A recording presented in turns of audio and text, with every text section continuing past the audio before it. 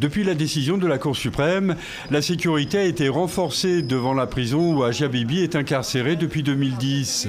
Pendant que dans plusieurs villes du Pakistan, Karachi, Lahore, Islamabad, les partis islamistes continuent à manifester contre l'acquittement de la jeune femme chrétienne, condamnée à mort pour blasphème.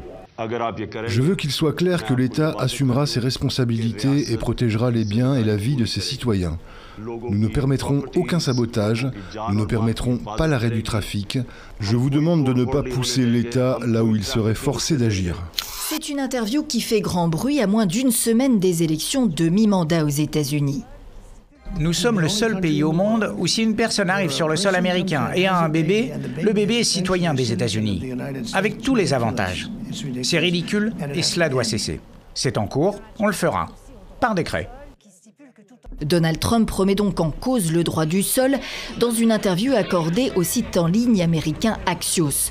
Premier problème, contrairement à ce qu'il dit, les États-Unis ne sont pas seuls à appliquer le droit du sol. Une trentaine de pays dans le monde, dont le Canada, le font au moins partiellement. Depuis l'arrivée au pouvoir de Donald Trump aux États-Unis, il y a bientôt 2 ans, eh bien, le Canada subit une vague successive d'arrivées de réfugiés qui viennent d'Haïti, de République dominicaine ou autres pays latinos, qui viennent également du Nigeria, des pays africains, et qui arrivent et qui rentrent au Canada et qui viennent demander asile ici parce qu'ils fuient les politiques migratoires, anti-migratoires de Donald Trump.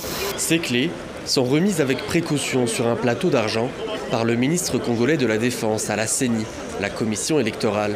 Elles doivent permettre l'utilisation de ces 150 camions de l'armée congolaise. Stationnés pour l'heure dans le centre de Kinshasa, ils seront ensuite déployés un peu partout dans le pays, avec à leur bord le matériel électoral. Mais pas sûr que cela suffise à rassurer tout le monde. Beaucoup s'interrogent sur le temps que prendra le déploiement de ces engins, alors que débute la saison des pluies, mais aussi à cause de l'insécurité dans certaines zones.